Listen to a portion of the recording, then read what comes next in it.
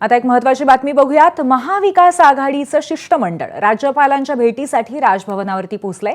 आदित्य ठाकरे, नाना पटोले, अंबादास दानवे, जितेंद्र आव्हाड हे राजभवनावरती गेलेले आहेत। सभापती पक्षपातीपणा करत असल्याचा विरोधकांचा आरोप आहे। विधान परिषदेत नियमानुसार कामकाज होत नसल्याची तक्रार महाविकास आघाडीचे नेते राज्यपाल CP राधाकृष्णन यांच्याकडे करतायत।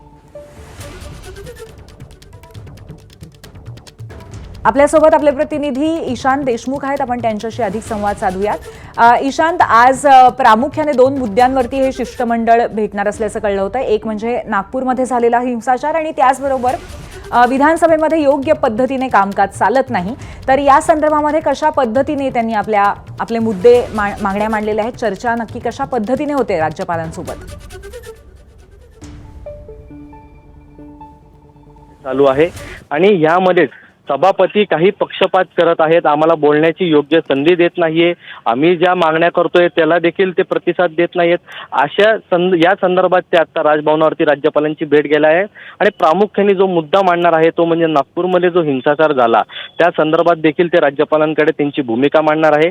सध्या महाविकास आघाडीमधून राष्ट्रवादी, शरद पवार गटाचे नेते असतील, उद्धव ठाकरे गटाचे नेते असतील आणि काँग्रेसचे प्रमुख नेते हे आता राज्यपालांची भेट घेणार आहे। यामध्ये महत्त्वाचे मुद्दे ते मांडणार आहेत। त्याचबरोबर एक जो महत्त्वाचा मुद्दा आहे तो म्हणजे सध्या अर्थसंकल्पीय अधिवेशनामध्ये औरंगजेबावरूनच चर्चा होत आहे।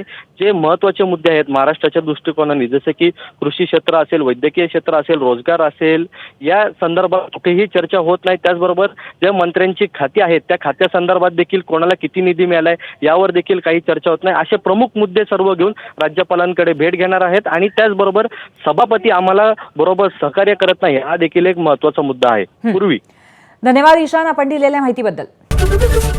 ABP माझा, उघडा डोळे बघा नीट।